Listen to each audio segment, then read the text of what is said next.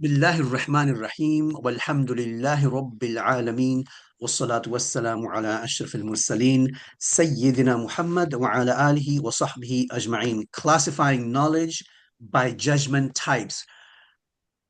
We're going to look at various disciplines, fields of knowledge, and we'll classify them according to the judgment type. What are the judgment types we have studied? Just to quickly refresh your memory, we studied al-aqli, rational judgment, and its three types.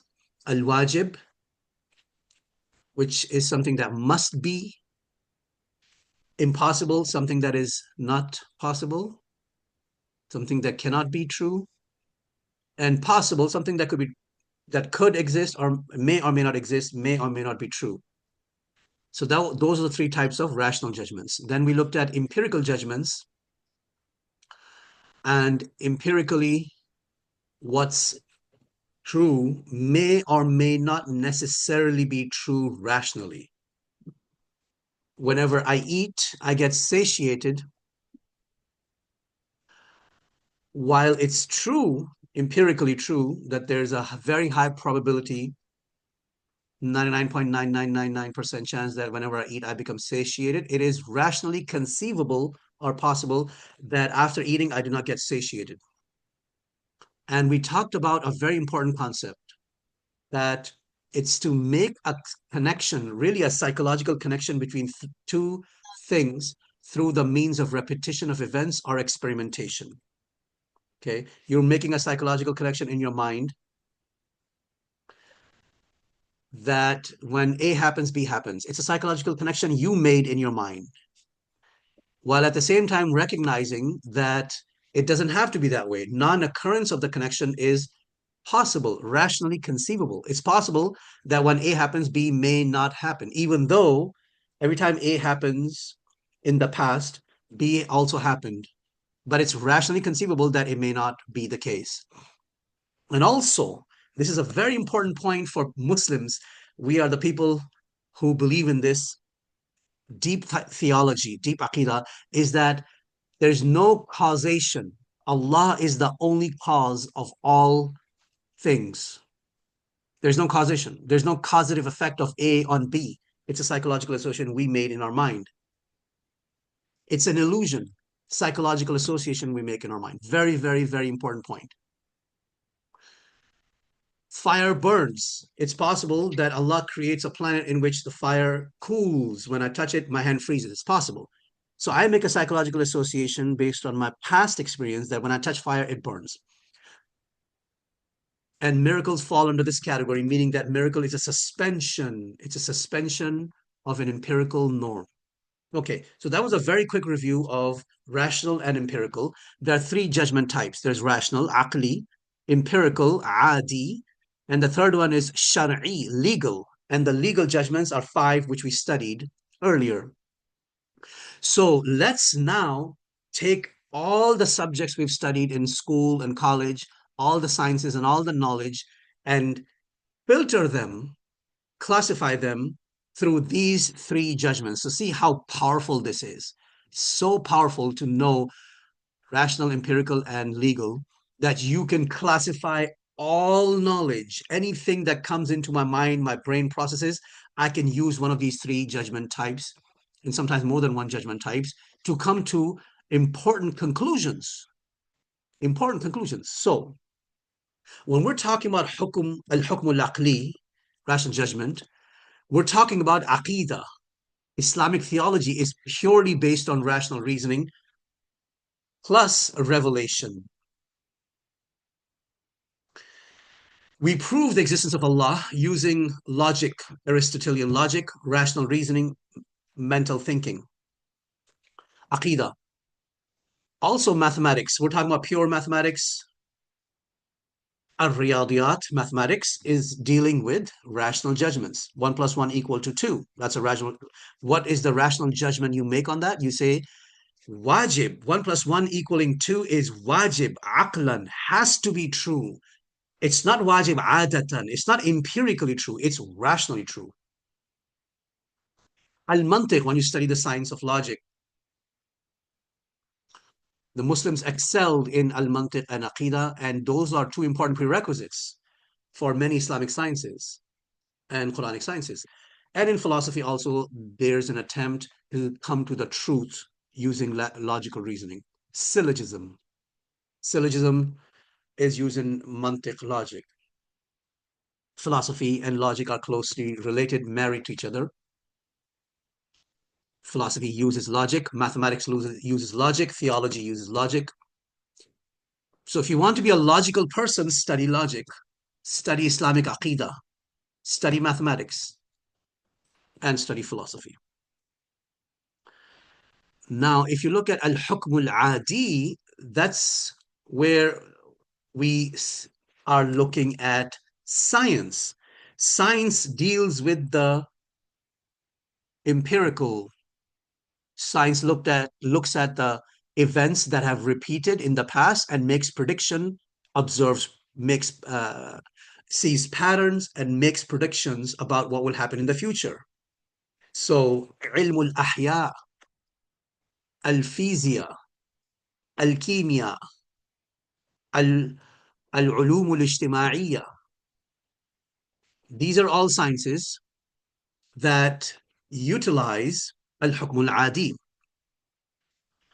A question may come up. What about statistics? Is statistics a branch of mathematics, or is statistics a science that uses mathematics to make judgments, empirical judgments? There's a debate. Some believe statistics is mathematics, some believe it's science.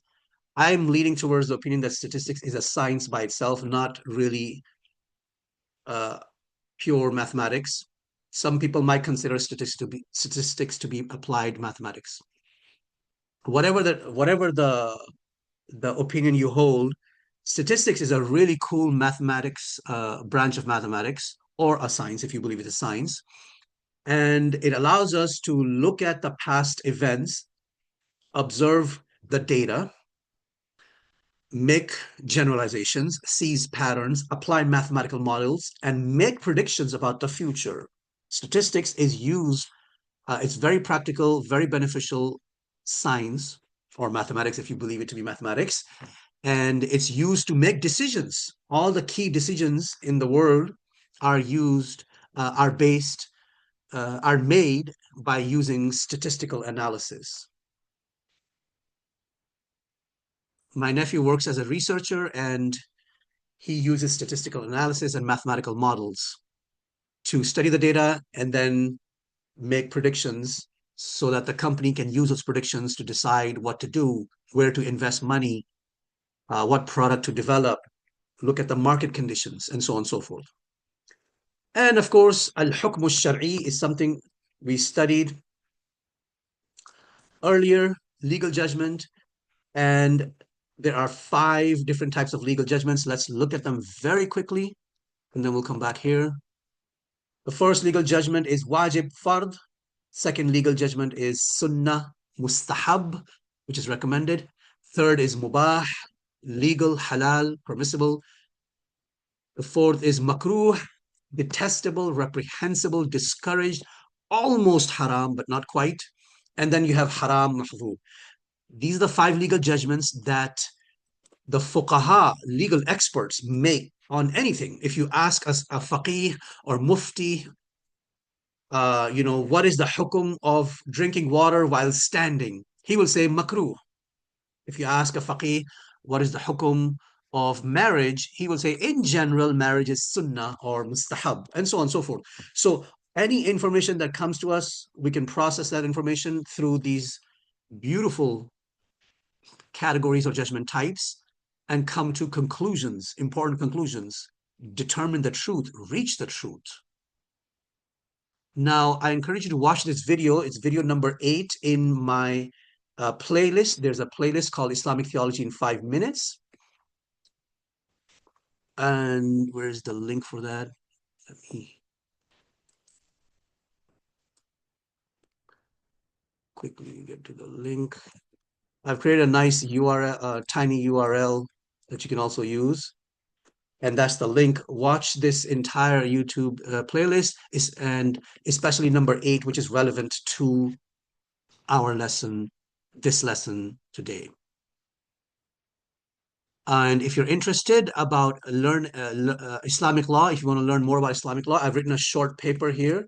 Use this link to get a quick introduction to Islamic law and what are these three disciplines. There's al-fiqh, which is Islamic jurisprudence.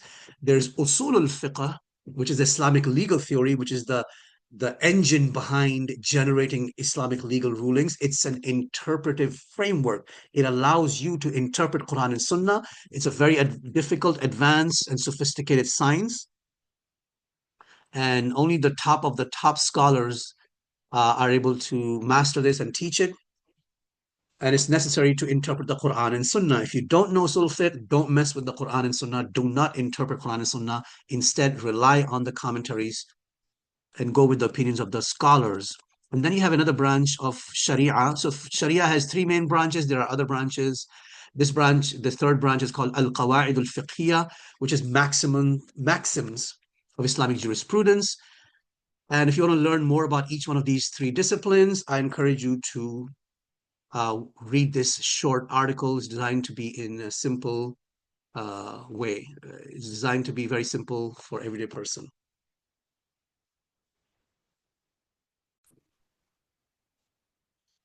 And that's it for this lesson. In the next lesson, or actually, let's do these questions right now.